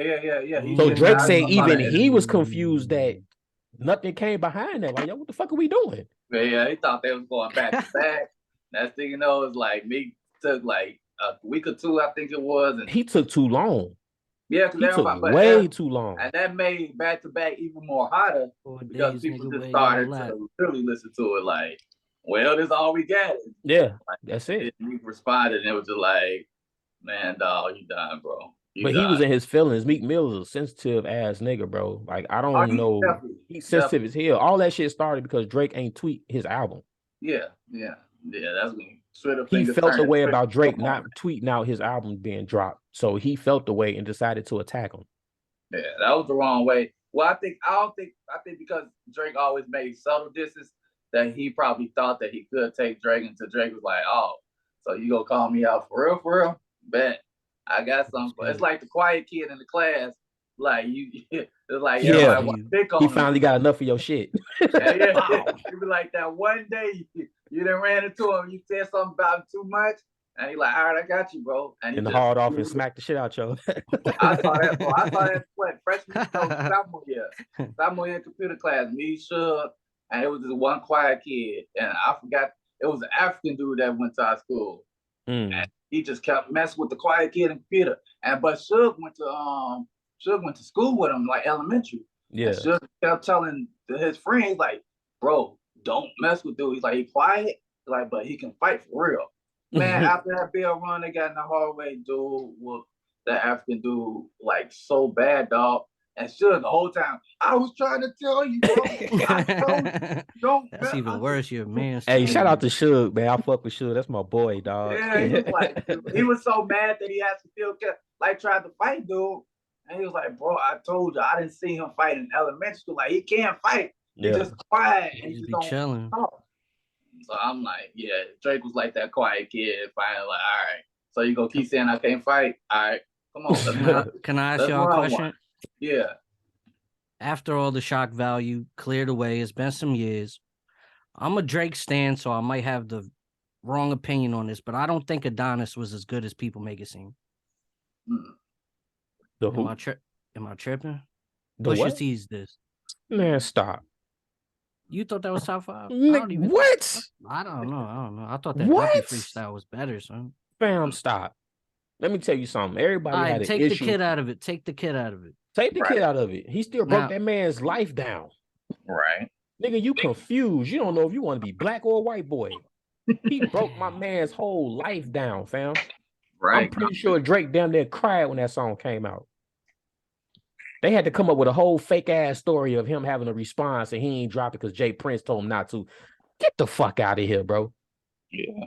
You came for my family. You mean to tell me I'm finna allow you to just let that be the end all be all of our beef? Hell no, bro. If I can't drop this record, you gotta come see me, my nigga. So me being a stan is like, all right, I'm not looking at it. Bro, that Adonis record killed that man. But Drake said that. Killed that man. Only reason he still got a career is because he's just Drake. He's that big. Like, right. And Pusha T is not that big. So you gotta think. If 50 Cent wasn't who he was, he wouldn't have been able to get Ja Rule the fuck up out of here the way he did. That's true. But 50 popped so hard. Yeah. Niggas had no choice but to be like, all right, Ja, we done. Get the fuck out of here. So but Pusha T not that big. That's like checkmate then. Yeah, but you gotta remember Drake came at Pusha T first about his wife. He made it personal first. So everybody was on Pusha T ass. Oh, he brought up his kid, talked about his mama. Okay, that nigga talked about his wife, bro. Once you bring family into it, the gloves is off. Period. No, that's true. That's true. Yeah, you brought my wife. Man, let me be a rapper. Somebody bring my wife into it. Oh, word? I think it's I'm not even finna drop no record. You finna come see me, fam. I think it's overrated. That's true, bro. Hell nah. Adonis was hard. No, it was hard. It was hard. The delivery, the timing, everything about it, just like you can it's almost like it was like what he did to me. Like you can plan that more perfectly at a perfect time. Like, all right, I'm gonna hit you with this. So when he done that, it was like Drake gloves off. Drake came with the black face. He was prepared, unlike me. He took the gloves off. It's like when Pac came at Biggie with the whole motherfucking Hit 'Em Up record, took the gloves off. Right. You still want to play innocent, or you want to play innocent and you want to throw shots and play innocent at the same time? Okay, yeah, I got your ass. Yeah, because he made Drake like a headline after that. Like, also now, like I'm gonna show you what you had over there, bro. Like, all right, it's almost like his Adidas deal for sure. Like, nigga, I know you got a kid, and I know you got it with an old ass porn star. Right. So now we finna pull all this shit back. Y'all wouldn't hit it, son? Huh? Y'all wouldn't hit it? Ugly, bro. Word? Well, I don't mean call her a bitch, but she ugly as hell. You could call her a bitch. Shorty chin strong as hell. Shorty nose strong as hell. Like her whole face just strong, bro. I'm glad that nigga son looked just like him when he was a kid, because Shorty mama out of line. Oh, so I thought he was gonna have one with Serena when he was with her for a minute. Bro, did y'all see the jokes that his son did like Ice Spice, bro? Yeah, I see that. I knew they was gonna. I knew that. That's the only thing about that. And now, man, I'd be so scared to post things because they.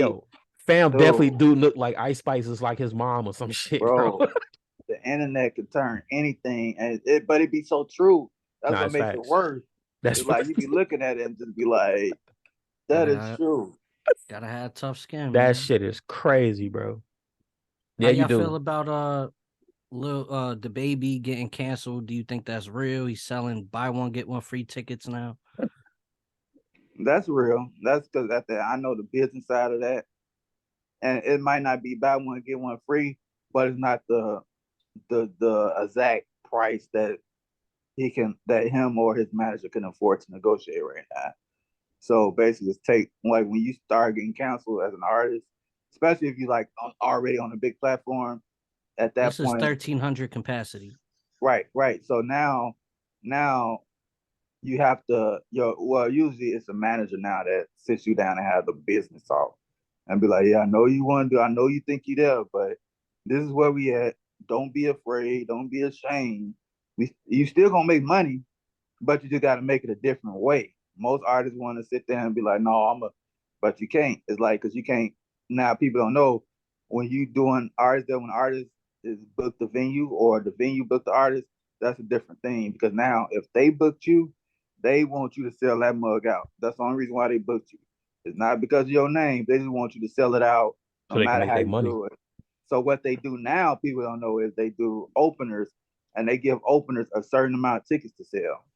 Mm-hmm. So the openers really make the money for them. So at that point, it's like, all right, we're going to give the openers 250 tickets and tell them they got to sell that or they won't be performing. And then we're going to charge them lower, like the fans lower. So that's going to automatically bring people there because people will pay less than more. So, and by the time that all that happens, you'll still accumulate what you're supposed to accumulate. So yeah, that stuff real. We get them talks sometimes right before we about to go on stage, or we can be in the green room. And if you get that manager talk, like, hey, let me holler at you right quick. That's when you like, what's going on? Like, yeah, so we didn't sell what we needed to sell, man. So we're going to have to, and then that's when you start getting all ready to kill somebody at that point. I think Baby can make it through that shit, though. He can. He having fun with it. Right. Like, he's having fun. He's having fun with the fact that people feel like he is canceled. Yeah. My man made a whole video on his IG of him falling, making fun of the fact that he fell off. Mm-hmm. He's having fun with it. He's going to come out of it. All he needs is one more record to pop. How did Tory make it buys like that, though? Tory just because Megan's story keep changing. Yeah, and then usually being canceled don't last. It's like when we riot and when we do the protests and shit. Like that lasts for so long, and then next thing you know, a week later, don't nobody know shit. Everybody start protesting, start walking, and now we back to regular. So that's usually what a manager would say, just ride the wave, wait it out. Sooner or later, they're going to circle back around and you're going to be back to where you at. So it's just about that patience. And like, all right, we'll have to wait it out. That's in a year from now, I'm going to come out with a crazy song and ain't nobody going to be talking. They going to be loving it too much. And that's the, who want to see Lil Baby? Or who want to see Drake? Like, it's always somewhere they become a bigger than what they are. Kanye is a prime example of that. No matter what, he's going to wait and he's going to come back out with something crazy or he's going to say something crazy to get people back on the side. So he done already said some shit crazy. Right. He's that boy. Well, I ain't going to say he crazy. I'm just saying he didn't came back out and kind of like admit to sacrifices being made for people to be where they at. You know what I mean? To a certain extent, I believe some of that stuff. Not saying I believe what he said, but on that topic, I believe some of that shit. Yeah, Some of that shit be too far fetched. Like it'd be like, nah, you get enough bro, people saying that there has to be a little bit of truth to it. It's a lot of people saying, but you got to think about it. Think about all the people who have said it and where they at right now. Motherfuckers is dead. Why are they dead? I actually play for artists that, you know, I don't want to say too much, but the artist actually wrote the song about the meeting she had with that side of the world as far as entertainment. So she wrote a song. We actually was in the video playing the joint. So I didn't know that song was real until afterwards when she told, like, yeah, you know, it is real. They did have a meeting. She was on a certain label. I'm not gonna say the label because it's a big crazy label. So they had the meeting with her, but she turned down everything and all that stuff. Now she's not on the label no more. But yeah, so she actually, you know, let me know, like, yeah, nah, this ain't no good. Like, they do have meetings with you and, you know, and offer you some stuff, but it's not like, oh, you got to sell your soul. It's just basically, we think that you should look or do this. So that's how it starts. That's the little shit. You do this, do that. Like, no. Yo, growing up in the church, right? Growing up in the church, do you think Satan is the angel of music? Getting further in your career? No, because I think it could be an influencer, but not the angel, because it gives too much good than bad at certain times for me. Like, so it's not like all bad. Like, I'm not trying to kill a dude. Like, like low key, it helps me stop killing people or stop certain things that you wouldn't normally do. Like, all right, even like I know Vance probably didn't zone out sometimes. He mad at his wife.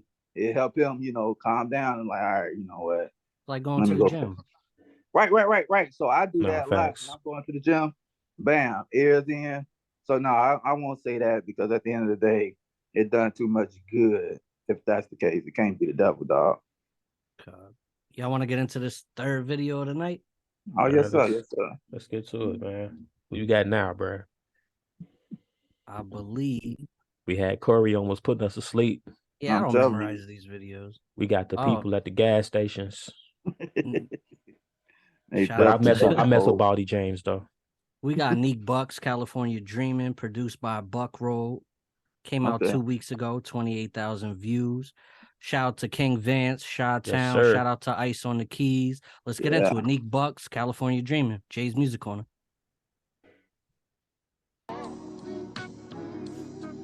Buck Roll. Look like Lil Durk. He definitely did, Shit I got on he my definitely did. No, this the only shit I got on a nigga. Lonely is nice. No, I come in the store and I just talk my shit. Yeah, look, yeah, well, I miss you too, but you just talk too bad about me. And when I slipped them, took them losses, I heard you wasn't too mad about it. Trying to build the strength to look you in your eyes and ask about it. This time around, I gotta cut you off if you ain't adding value. Rather try and get somewhere. You start to see this whole shit different when you been somewhere. And try to treat that paper like it's Visine, but my vision clear. Try to hide it from a nigga like I ain't gon' get it. Man, fuck with niggas kicking, niggas talking, but we live it. Yeah. So please be specific when you kicking all that shit that you be kicking when you with us. Yeah.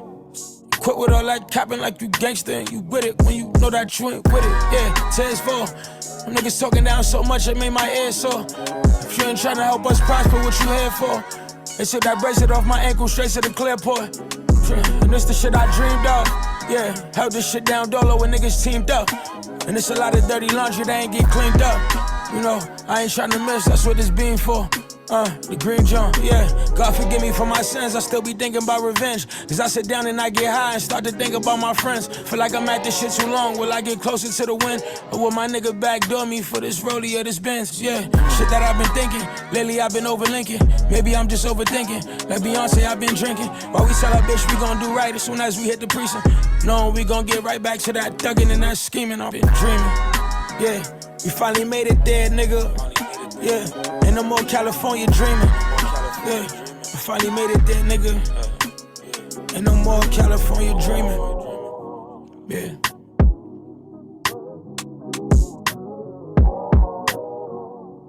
Once again, it's your boy Jay today. While stay fly for 845. Get your mind ready, get your grind ready. The way you're gonna shine when the time's right. We got my co-host King Vance in the building, Chi-Town. Yes, sir.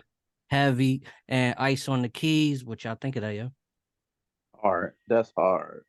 I got y'all a good one. that was perfect, bro. I'm definitely gonna be listening to that literally today too, bro. Nah, Buddy was nice, and it looked like he got a strong connection with a Young Bird. Yeah, you saw it. Yeah, I saw him a couple times. So yeah, I like that too. Show them in the video. That's one of my favorite things to do. Like for up and coming artists, musicians, producers, always get the footage of you with the big celebrity stars. It's like you're basically your endorsement. Or that's a fact.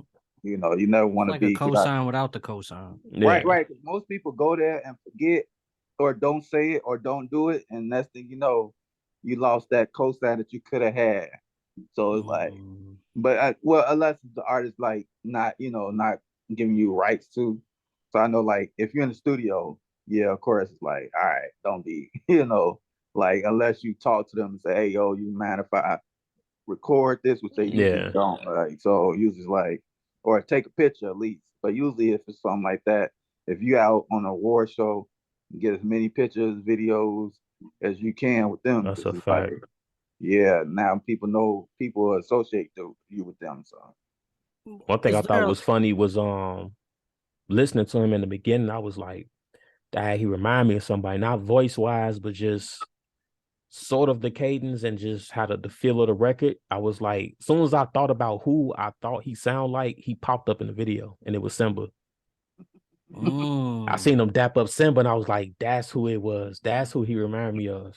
He kind of got that Simba feel. Right. Like, because they both it seemed like they both right on the brink of being where and exactly who they want to be, but they not quite there yet. Right. But their name is there because I've heard of him before.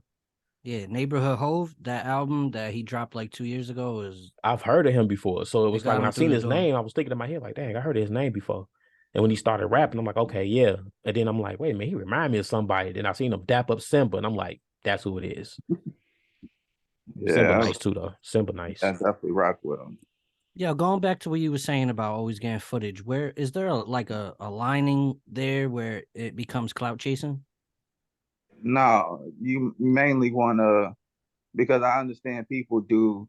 You could tell if somebody really, know each other, or at least like introduce each other before the picture and video. So certain times people do based on by the space, like they'll just take a picture with the guy. But if y'all close, or even if y'all dapping up, that's the main video. I tell, if a videographer is following us, I tell them get that part when we dapping up, when we talking, actually having a conversation. Like, that's the part where I'm doing this almost on purpose to show that it's not just I pass you, you pass me. It's like, oh, what up with your eyes? What up, bro? What up? Chilling, man. How you feeling? So that starts. Okay, now when you post it, it's not clout chasing. But if you just at the award show stopping every artist, you're gonna tell that artist have no idea who they are. Don't make it look like a meet and greet, basically. Right. Because they got April, can I take a picture? All right, April, can I take no, like I actually have and I like how he had it where you saw him actually interacting with the artists, and he just wasn't standing there. He was like, yeah, they walking together, dapping up, talking, laughing. That's what you need to take. What's your top 5, bro? Mount Rushmore hip hop. I know people hate it, but one is Drake, even though people don't feel like he's a full hip hop artist. I do. I know, I do. But Rizzavelli the God. Nah. I'm just mad you putting him over Jay, bro. You used to talk about Jay-Z so much in high school, dog. I say Jay number 2, hard number 2. Only reason why I say Drake number 1 is because he's not done yet. Yeah, so that's a fact. It's like he still got something in the vault where it's like, dang, bro, like, and he's our age, so he's still young. Right. That's why I can't put him at number 2 or 3. Like, I have to put him at number 1 because 10 years from now, he still will be like, all right, now I'm ready to retire. So I put Drake, Jay, Wayne, Kanye. You got to give it to Kanye. even though he's a little crazy, Kanye. And it doesn't take away from the music. No, it definitely doesn't. Definitely doesn't. He still, at the end of the day, you put him on a song, he's gonna kill it. I'd say the fifth one, well, we only doing 4 then, right? Or top 5. Top 5. Top 5. Low key, y'all. I'm like the only person that would probably say this because I like his style and what he does, but I put Luda up there, man. Oh yeah. I ain't mad at that. I think people. A lot of people sleep on Luda. Yeah, because it was like he came out, and then too, he's funny a lot, so people don't really take him as serious. That's a fact. But he was always consistent from day one with his rhymes and lyrics. Bars be serious. Exactly, bro. Like, but people don't take it like that. And so, but I get it though. It's like you really don't take it serious because he's not that serious rapper. He's just, a cool dude. But yeah, Luda definitely, to be honest, I would put him up against anybody majority of the time. Yeah, lyrically, I would. Yeah, that's a fact. That's an interesting 5. All right, yeah. You put Luda in there, made it interesting. Yeah, that's because I still listen to like Chicken and Beer. I remember when that album came out. I still listen to that joint. Yo, Word of Mouth, Chicken and Beer, and Red Light District, bro. Them albums was hard. You can, and that's what I remember. I used to listen to that, and I was just like, dang, this nigga is like, because at first I just thought he was the goofy, like I'm gonna make a goofy hook and I'm gonna do a goofy video. But when I got that album and listened to it, I'm like, he put energy into this record where he like, no, you can tell where he's T.I. too, bro. Right. Oh right, yeah. Right. And he was giving it to him too, bro. People don't even know that. People don't even but I respect Luda because he really, to be honest, he don't try to step on toes, but he will step on your toes if if you're coming for him. Like, but he's just like, all right, I know who I am. I ain't gotta do all that, but if I need to. Most people won't even, don't need that. So yeah, Luda definitely my top 5. You got any advice for people just getting into the game? Yeah, have confidence in yourself, but know that you are wrong already. So, what you mean by that? Explain that. This is where most people that do have greatness or can be professionals go wrong at, because I hear like a lot, even throughout the week, I get called, hey bro, can I come there and learn? Can I do this? I just want to be around you. Or I want to see these artists. Can I talk to these artists? And they already have this mindset made up of how they're going to get to professional status. And it's like, no, you're not going to just get there by that. So they don't want to hear a no. They want you to just, okay, yeah, bro. Yeah, man, dog, just keep going. You got this. And no, there's a simple solution, but because you scared to actually go around something that you didn't think, so you in your mind, you're like, I'm gonna put out a video every week. That's gonna gain. Then I'm gonna go to open mics, and then I'm gonna put a show together. And somebody tell you like, nah, bro. First of all, take all that off. First of all, take down your Instagram page, take down your Facebook page, take all that off. You ain't even. Now it's like, man, dude don't know what he's talking about. And you don't know how professionals make it until you're around them. And that's when you start seeing, but most people get around them and don't really learn. They just get around them and get cloud chasing. So they don't sit there and see that. Like, I like for people to follow Lil Durk. He ain't no Chicago performer no more. He's a performer. Yeah. He has a band now. He has things that a successful superstar artist does now. He's not doing no Chicago, hey bro, my name is Durk. No. He knows what the intro is. You know what the outro is. You know what a middle, you know what a break is. So for that, people won't see that. People will just be in the camera on stage. But they won't see him in the rehearsal talking to the music director, talking to the band. So how we gonna do this show? All right, so how do I want to tell this story? So until they learn that they're wrong already with their approach to where they're going, they're not. I have a mentor named Terry Moore. He the one that even now I still get told I'm wrong, but I'm not afraid to get told that and not afraid to change it. Most people are afraid to either get told or afraid to change it. So just like with y'all give somebody advice. At first they like, yeah, cool. But they're not gonna follow through. That's a fact. So, and our professional world, once we know you're not following through with it, we done with you. And it might be cutthroat. Because I know a guy right now, he probably watching a part. Literally, I gave him 3 chances. Every time, man, fool, bro, I just need it. Bro, come on, man. And so I was like, okay, come here at this time. Be ready. Do this. Every time he bailed out. And so the fourth time he hit me up. He's like, bro, best things are on the other side of fear, bro. You don't want it. Dude. And that's why I told him. I was like, I can't even invite you to that space no more. You just proved to me that you ain't ready for this. And you know, and he just like, oh no, bro, things coming up. Like, no. In this world, things don't come up when you know, when that thousands is mentioned. That's why they tell you to be ready so you don't gotta get ready. Yeah, so if people understand that they're wrong, then they'll be better off. But they come in there, you invite them to a big show. Like, I give y'all a hint, I'm playing at the United Center December 3rd. If they come to the United Center, they gonna come in there. You're supposed to really come in there quiet and let people be drawn to you. They're coming there trying to sell themselves. Like, man, I'm a rapper. Like, no, just be quiet. Somebody's gonna see that you quiet, see that you learning, and gonna come up. Hey, man, what you do? That's a fact. That's your time. But you over there trying to give people your mistakes and your shit. Like, dog, it's not the time. So yeah, that's what it is, bro. That's how I used to get all the women. I ain't gonna lie. No, I'm being dead ass. Like, a lot of the women that I've actually had relationships with, they actually came to me because I never put that pressure on them. Right. Like, that's what you meant. That's what you meant. Going back to who we were speaking on earlier, I don't want to drop their name since we know live now, but you know, that's how that happened. I met her through him, and I've never approached her that way. She came to me. Yeah. We spoke about a certain situation, and she didn't believe that, you know, that was what it was, and we ended up exchanging numbers, and then she called me late on that night and was like, yo, you really ain't doing such? I'm like, nah. She like, how about we go together? I'm like, all right, cool. Yeah, but that's how I got most of my women. I just laid back and they came to me. I'm dead ass. It works. That works. The law of attraction works.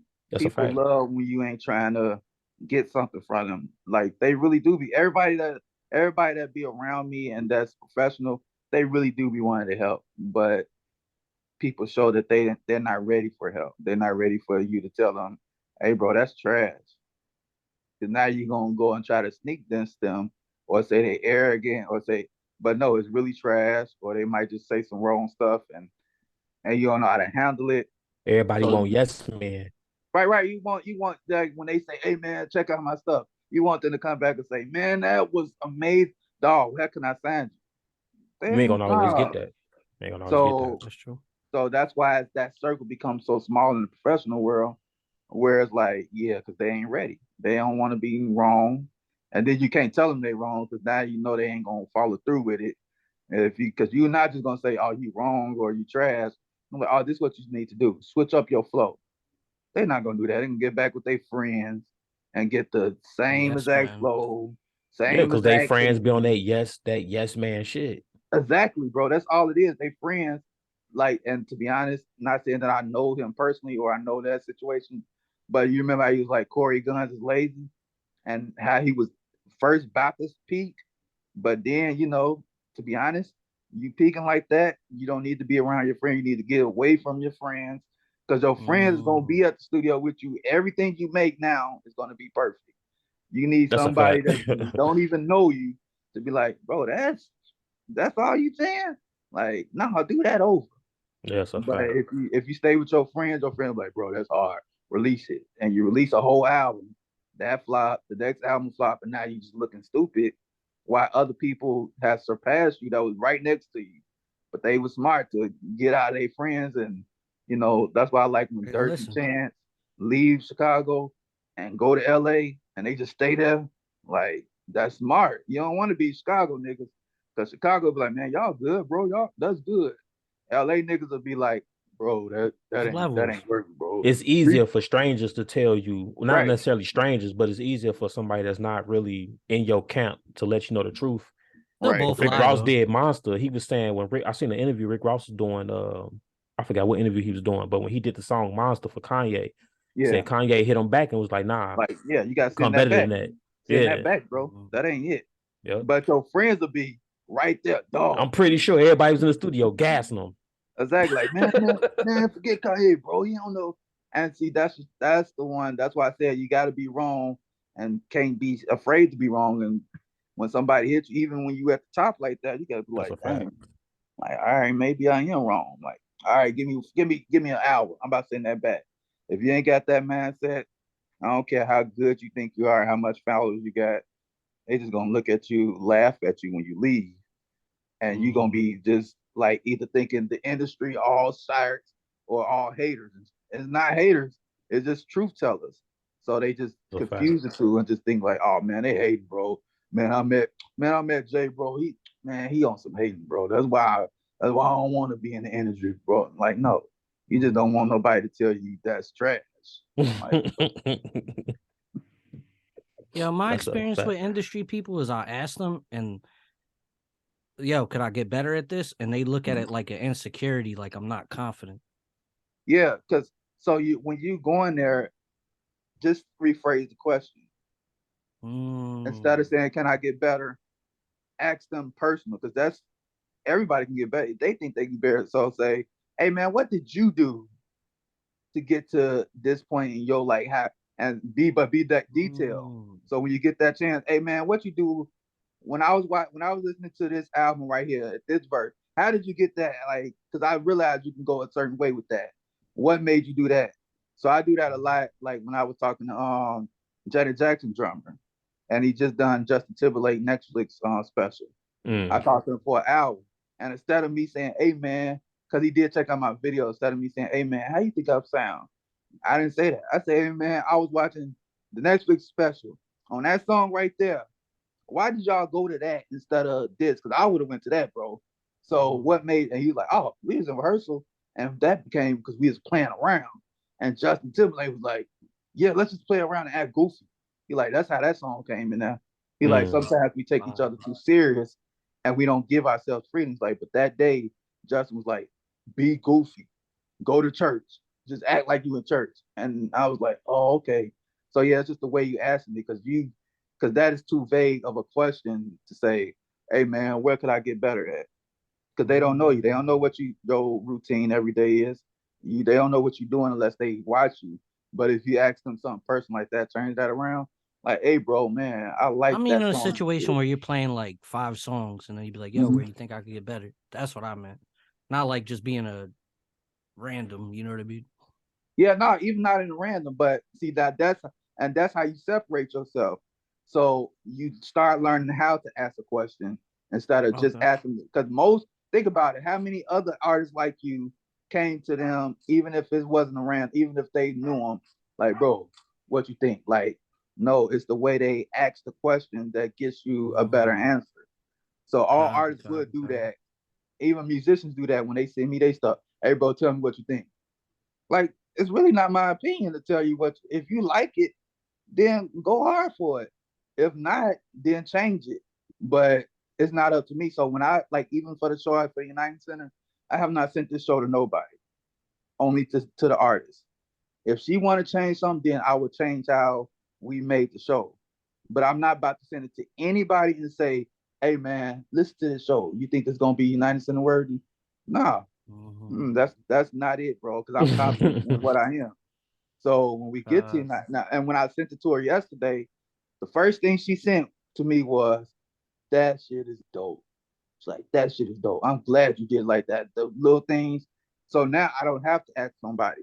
If anything, so sometimes asking that question, it makes them lose confidence in your product. Definitely. Yeah, definitely. Because now, even if they wanted to get you as a feature artist, they know that you're gonna be bugging them in the studio because you're not confident in who you are. Now in the studios, when they start helping you, if you don't ask, because now they're like, okay, he confident, and then that's the hey bro, hey, I like how you. That's actually on the. I could send y'all a YouTube thing because that's actually on there where Jay-Z was talking to Kanye, like they was just working, and he was. Oh no, what was that? Jump on J. Cole. No. It was Kanye. Oh, Young Guru and Jay-Z. That's when Kanye first asked Jay-Z. That's on Kanye documentary. He first asked Jay-Z to be on the record, and they was going through it. And next thing you know, Young Guru out of nowhere, because Kanye didn't ask. Young Guru was like, hey man, no, that's right. what you're doing is right. Just change the way you say it. So if you don't want that one that irritate everybody by asking, what can I do? Then that means you not confident. And people will feel like you bugging him. Because you ain't gonna hear Jay-Z ask you what he needs to work on. Even though in interviews he will say, man, I can always improve and all that. But when he get in that studio, he's not about to tell you that. So don't ask advice, just take it if it comes. Right. So at that point, when they seeing you confident, that's how you build that relationship. Because that's at that point, Jay pull you to the side like, hey, bro, that was dope. Now, instead of saying that, pause right here and then say your last words. And now you got a mutual thing right there. So that's how you do it. Just figure out how to word your questions. That'll bring up so many relationships better. Like far as your craft and everything, people will be like, oh yeah, he ready, he confident, he know it. So that's fire. I think that's gonna help me. I'm glad we got to talk to you. I appreciate that. You already know, bro. Y'all want to get into this last video? Oh, you got another one? Yeah, we got 4. That last video was dope though. The last one was nice. I fuck with Buddy. We got Freestyle, Funk Flex. Who did it this time? West Side Boogie. I think homie from California, huh? I saw dude. Yeah. He from California, right? He cold. Yeah, he nice. Got Jay's Music Corner. Ice on the beat. Wait, he signed to somebody though, ain't he? Yeah, he signed with Shady. That's what I thought. Okay, yeah. I know, buddy. Chi-Town in here heavy today. Kick Vance, co-host. I already know, baby. Special guest, Ice on the keys. West Side Boogie, Funk Flex Freestyle. Let's get into it. Jay's Music Corner. Thanks. We here. West Side Boogie in the building. What's going on, my brother? Finally here, man. Made it from Compton to see the GOAT Flex, man. Appreciate you having me, man. Let's be clear. It's like a bucket list thing, you know what I'm saying? Let's be clear that you're here. I'm here. I'm really here. And you can come through anytime. Oh, man, he said anytime. So when I call you next week to come right back. You want to say don't front? Don't play. I'll be right back. Remember what you said? So do you have a favorite? I've never asked anyone that really before. I've never asked anyone. Do you have a favorite freestyle? Yeah, it got to be when Jay-Z snapped Grammy Fam. Is that Grammy Family freestyle? Yeah, I think that's the beat. Yeah. He snapped. Same sort they night you, they gonna good night you with. Only half if they like you. I ain't even half what they might do. Was it like, I remember Jay used to always do it when he came off vacation. Like he'd go on vacation and he'd always. Yeah, I think that shit was like in a hotel room or something. Yeah, I think so. Man, Hov did. The Jay verse on the calendar. Shout out to Angie Martinez. Shout out to Jay, man. One of my idols. Jay's Music Corner, Volume 3, Episode 10. Shout out Khaled. Ice on the keys. Okay. Juanito, what you got, King bro? Vance. West Side Boogie Freestyle. Let's go. I love DMX. Rest in peace, DMX, man. Of course, rest in peace to the dog. Shout out to Stacey Dash because she just found out DMX died. We love you, but yeah. Shout out to her, man. Check.